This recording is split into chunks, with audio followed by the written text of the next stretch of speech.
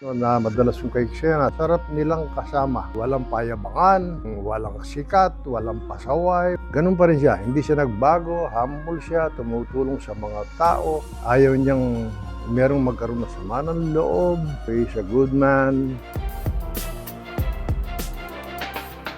Lahat kayo, may pagkakamali.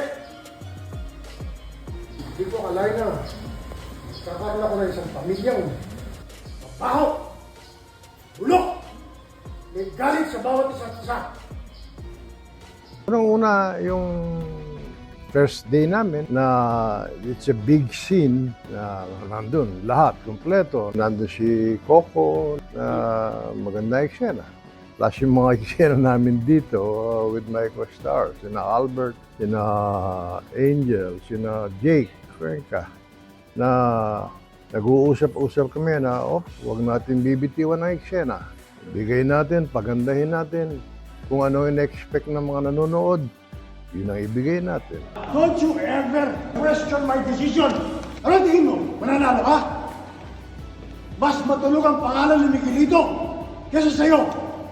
Mapapahiya na ako. Kung ikaw ang patatakbuhin ko. Well, ang aral na masasabi ko riyan, yung pagiging palalo, pagiging mapagmataas ng isang tao na gagawin niya kung anong gusto niyang gawin, na hindi na niya isinasaalang-alang yung kalooban ng ibang tao. Huwag mo lang ipagtanggol yung anak mo. Simula ngayon, hindi na nakakatungtong na pamamahay ko. Yung ulit ganyan. Wala akong anak na... Ay! Isa siya ka! Sige na! Pa! Sis, kumagal, doktor!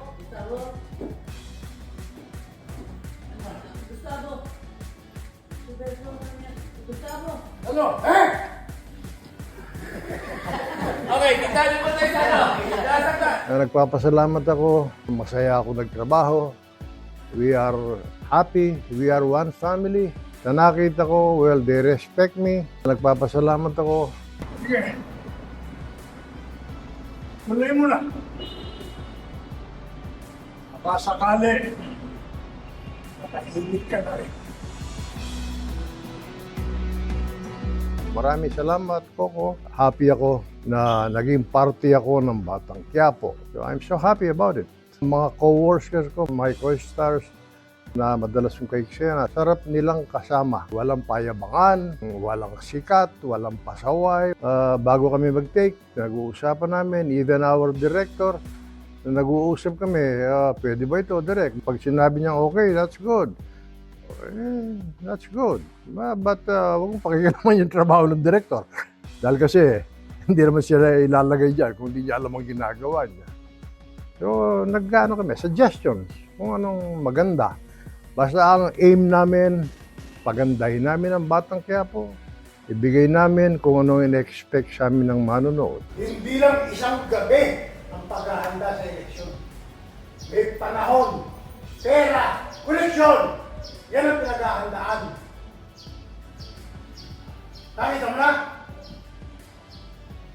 Nakalimutan ko kasunod. Okay, nasa akin na lahat. Sabi mo na. Okay, dito in action.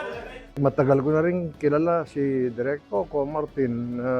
Alam ko ang pagkatao niya dahil masasabi ko rin nung nag-uumpisa rin siya sa showbiz, nandyan ako. So nakita ko na sa kanya na ako malayong mararating nito dahil nakita ko he's very humble na hanggang sa sumikat siya.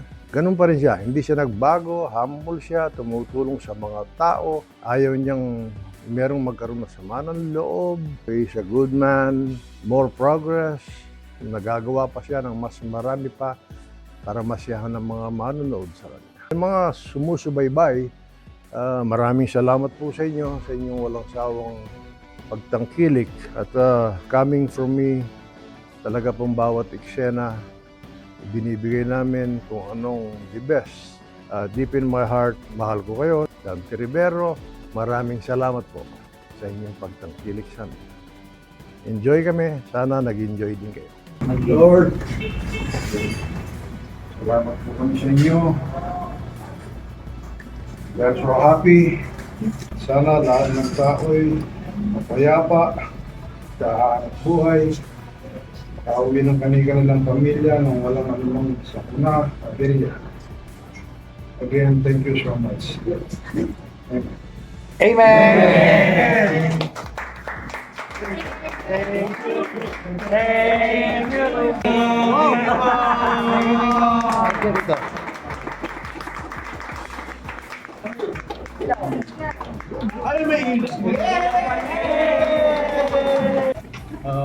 Wala akong masabi sa mga tao. They respect me so much from the production staff. So again, thank you so much guys sa inyo lahat.